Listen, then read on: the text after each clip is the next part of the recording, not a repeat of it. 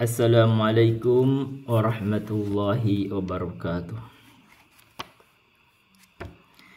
Alhamdulillahil malikil haqqil mubin,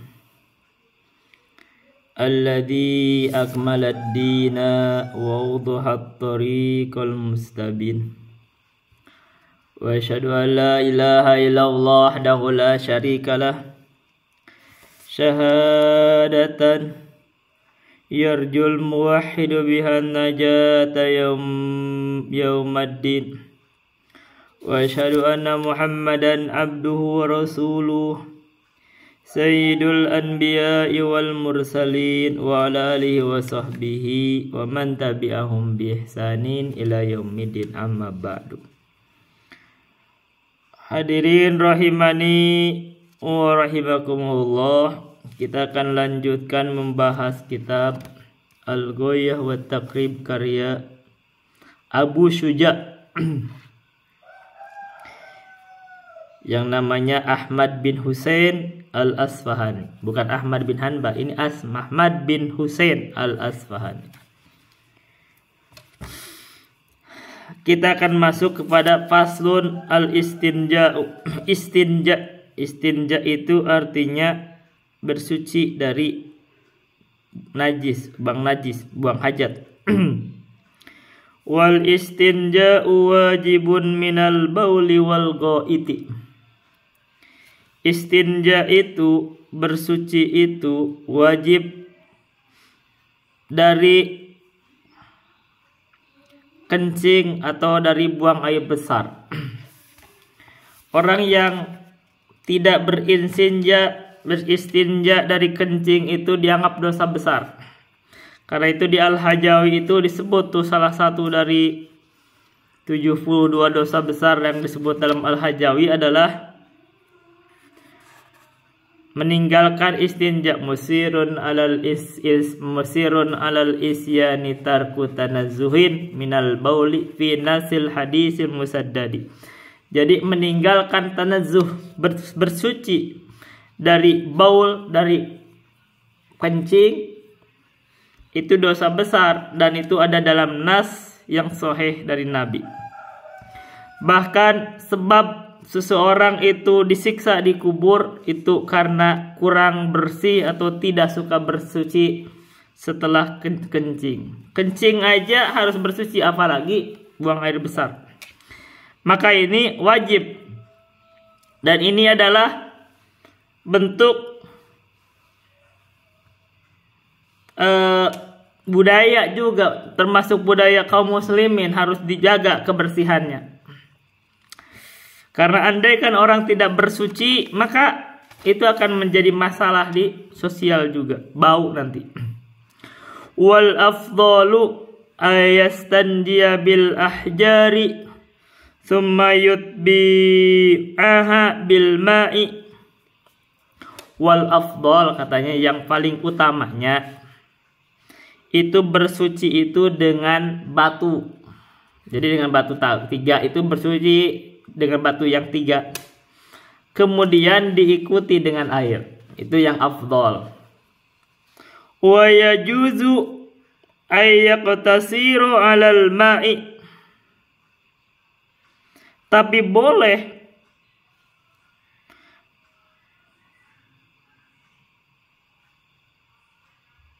mengiktisor atau boleh saja mencukupkan beristinja itu menggunakan air saja. Jadi kalau ada air saja cukup, gak apa-apa. Au ala thalathati ahjarin yunki bihinnal mahalla. Atau boleh juga mencukupkan bersuci dengan 3 batu. Yang 3 batu ini yunki mensucikan, bihinna al-mahalla dengan batu tersebut, al-mahalla tempat keluar najis. Jadi tempat keluarnya najis itu disucikan dengan batu, boleh. Jadi hukumnya suci walaupun dengan batu. Dan ini adalah rahmat dari Allah. Ketika kita sedang di perjalanan di gunung pasir, di gurun pasir, atau di kebun atau di apa, kita bersuci dengan batu kalau ada. Tapi Saya sendiri kalau tidak ada batu pakai dedaunan kering. Gitu kan ini dikiaskan pakai dengan batu. Dan bahkan zaman sekarang itu kan pakai tisu. Tisu itu kan sekarang udah jadi tisu toilet untuk bersuci. Jadi itu dikiaskan ke batu dan bahkan tisu itu lebih bersih. Faida aradal iktisaru ala ahadihima fal ma'u afdalu. Andaikan kita bermaksud mencukupkan, mengiktisar, bersuci dengan salah satu, dengan batu atau dengan air, maka dengan air itu lebih afdal. Itu dimaklumi. Jadi air itu lebih afdal. Sekarang apa adab-adab istinja? Atau adab-adab buang hajat itu gimana? Wa yajtanibu. Sekarang adab buang hajat. Wa yajtanibu.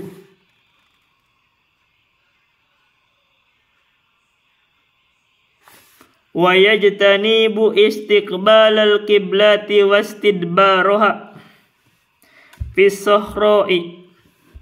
Jadi kalau orang ingin membuang hajat, kencing atau BAB, maka hendaknya dia menjauhi dari menghadap kiblat. Dari kiblat ini dimuliakan kiblat itu.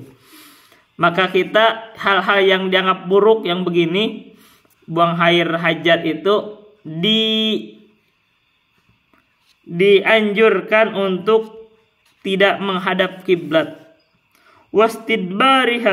Wastidbaroha, dan menjauhi dari membelakangi kiblat. Jadi kita kalau kiblat itu ke arah barat, kita jangan menghadap barat, jangan menghadap timur, gitu konteksnya. Dan ini konteks hadis itu seperti itu. Jadi tidak tekstual. Ada karena hadisnya itu teks. Memang konteksnya Nabi itu membuat perintah untuk intinya jangan menghadap kiblat atau jangan membelakangi kiblat. Tapi tidak tekstual karena kan konteksnya Madinah. Kita sekarang itu di mana? Kita di Indonesia. Jadi kita itu jangan menghadap barat, jangan membelakangi barat atau jangan menghadap timur. Nah gitu. Karena kita konteksnya adalah di Indonesia. Itu kalau fisohroi, kalau kita membuang hajatnya di lapang, tempat yang terbuka di lapangan. Kayak padang pasir itu tempat terbuka, nah gitu. Jadi kita jangan menghadap kiblat atau membelakanginya ketika buang hajat. Wa yajtanibu al-baula wal gha'ita fil ma'ir raqidi. Dan hendaknya dia yang mau buang hajat itu menjauhi kencing atau BAB fil ma'ir raqidi, di dalam air yang tergenang. Jadi kalau air itu tergenang, diem, nah itu sebaiknya jangan di situ kencingnya. Kalau air mengalir boleh, ini air tergenang. Kenapa? Karena air itu jadi kena najis kan. Jadi kencingnya jangan di situnya, biar di tempat ini, biar nanti dicoba sebok dari air itu. Wa tahta syajaratil musmirati, dan juga menghindari kencing dan buang air besar di bawah pohon yang telah berbuah. Nah, ini kan bagus tuh adabnya. Karena andai kan pohon yang berbuah di bawahnya ada bau gitu kan, nanti berpengaruh ke pohon ininya, jadi orang jijik ntar. Nah ini adab. Wa fit tariqi, dan juga menghindari kencing atau BAB di jalan. Karena kalau di jalan itu mengganggu. Bayangin orang lewat jalan itu tanpa sadar bisa berdosa itu. Dan itu menyakiti kaum mukminin. Kita berikan ini adabnya. Gak boleh menyakiti kaum mukminin, siapapun itu. Contoh seperti BAB. Jangan memberikan gak enak, hal yang membuat gak enak buat kaum mukmin, karena itu dosa. Walladzina yu'dunal mu'minina wal mu'minati bighairi maktasabu faqad ihtamalu buhtanan wa itsman mubina. Orang-orang yang menyakiti kaum mukminin tanpa dosa yang mereka lakukan, faqad ihtamalu, maka sungguh dia telah memikul buhtanan wa itsman mubina, kedustaan dan dosa yang besar.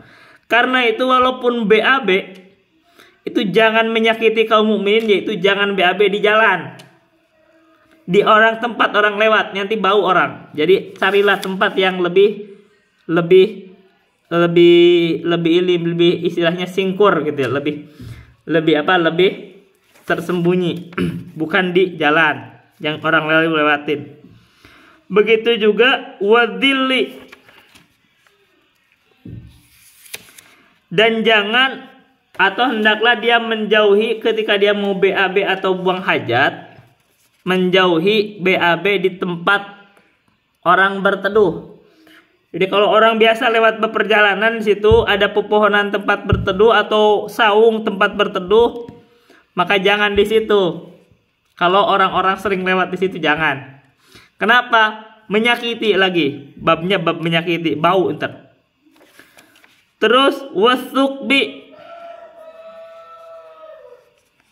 dan lubang-lubang. Jadi kalau ada lubang-lubang jangan dikencingin. Siapa tahu di situ ada ular, siapa tahu ada kalajengking, karena itu menyakiti mereka juga. Nanti malah membahayakan kita juga, atau mungkin jin. Nah, itu kan kita juga walaupun sama makhluk aja kita memberikan ini akhlaknya kaum muslimin. Orang yang paham ya.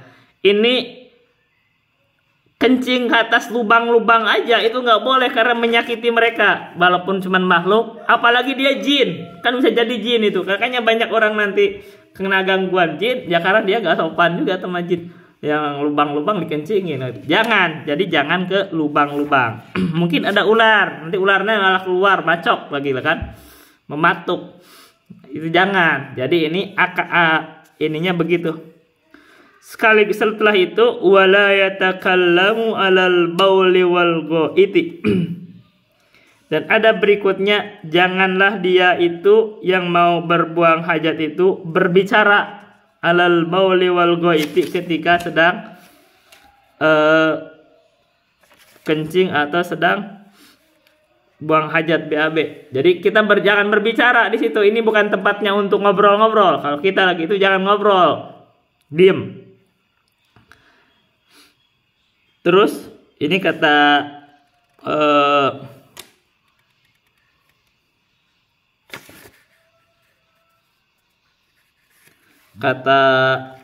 Syekh, wala yastaqbilu syamsa wal qamara wala yastadbiruha, dan janganlah dia itu menghadap matahari atau bulan, dan jangan pula membelakanginya. Nah, ini beliau mengkiaskan ke kiblat karena dianggap matahari dan bulan itu adalah hal yang bermanfaat, ya kita jangan menghadapnya atau membelakangnya. Tapi ini khusus yang ini ada kritikan. Ada kritikan kalau khusus ini apa alasannya? Kenapa harus masalah matahari? Ya, kita kan matahari ya nggak apa-apa. Kalau misalkan nggak apa-apa matahari, menghadap matahari itu nggak masalah kalau matahari. Jadi kalau ini kita sampaikan kritikan. Ini ada kritikan, apa alasannya, apa hujahnya? Kalau Ka'bah iya, kalau matahari apa masalahnya? Nah gitu. Jadi kita ini kalau dari sini khusus ini ada kritikan. Khusus masalah matahari ya nggak ada masalah apa-apa dengan matahari. Tapi katanya di dalam syarahnya nih, ini kita baca di syarahnya Fathul Qorib Al-Mujib karya Al-Alamah Asy-Syaikh Muhammad bin Qasim Al-Ghaji. Coba saya baca syarahnya ya. Ayyukrihu lahu dalika hala qada'i hajatihi. Katanya menghadap matahari atau bulan atau membelakangnya itu makruh atasnya ketika menunaikan hajatnya. Lakinin Nawawiyu, tetapi An-Nawawiyu, tetapi Imam An-Nawawi fi Rawdhati wa Syarhil Muhaddabi, Imam Nawawi berbicara di dalam kitab Ar-Rawdah dan Rawdatul Talibin wa Syarhil Muhadzab dan Syarah Al-Muhadzab. Beliau berkata, qala inas tidbaruha laisa bimakruhin. Imam Nawawi mentahqiq, ini kitab ini ditahqiq oleh Imam Nawawi, dan beliau berkata di kitab Rawdatul Talibin dan Syarah Muhadzab, beliau berkata,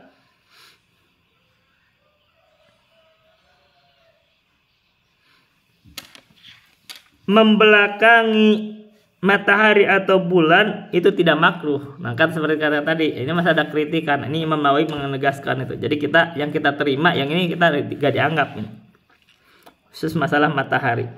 Jadi kata itu fikih Imam Syafi'i itu dirangkum yang awal-awal, yang merangkum yang paling bagus itu ini kitab ini, yaitu kitab Al-Ghayah wa Taqrib. Nah itu awal-awal. Tapi belakangan setelahnya kan ini lebih senior.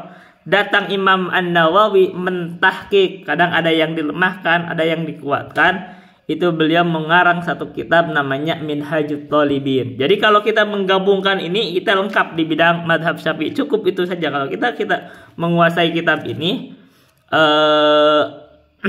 Al-Ghayah wa Taqrib, kemudian kita menguasai Minhajut Talibin, maka kita lengkap. Dan Minhajut Talibin itu, kata guru kami, itu dirangkum di dalam bait-bait 1000 bait oleh Imam Ar-Ramli, yaitu Ibnu Raslan Ar-Ramli dengan kitabnya Sifatuz Zubat. Nah, Sifatuz Zubat ini saya sedang berusaha, saya beberapa bagiannya saya hafal.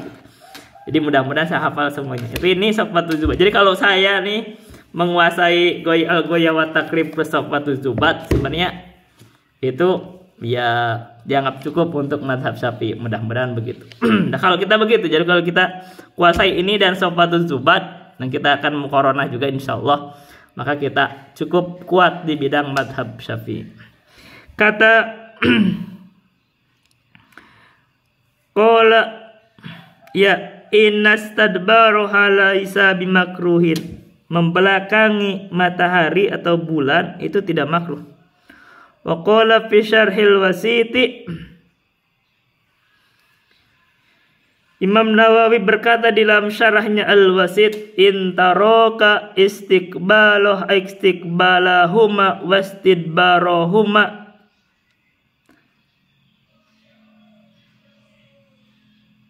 sawaun, atau pakai ini pakai bukan pakai jadi inna, coba inna tarka istiqbalihima wastidbarihim sawaun. Sesungguhnya meninggalkan menghadap matahari dan bulan atau meninggalkan membelakangi matahari dan bulan sawaun, sama. Berarti kenapa sama? Ya tidak ada hukumnya. Ay fayakunu mubahan, atau tegasnya itu artinya yakni meninggalkan menghadap matahari atau bulan atau meninggalkan membelakangi matahari atau bulan itu mubah, boleh, itu bebas, sekarang gak ada hukumnya. Wa qala fit tahqiqi, dan beliau berkata di dalam at-tahqiq, dalam mentahqiq masalah ini, inna karahata istiqbalihima la asla laha.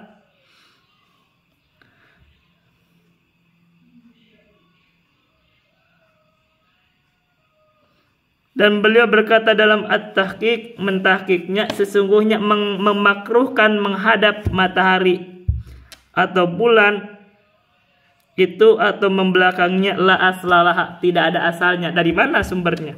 Apa sebabnya? Jadi gitu. Jadi ini adalah tentang adab-adab beristinja. Itu saja dulu yang bisa saya sampaikan. Billahi taufiq wal hidayah. Wassalamualaikum warahmatullahi wabarakatuh.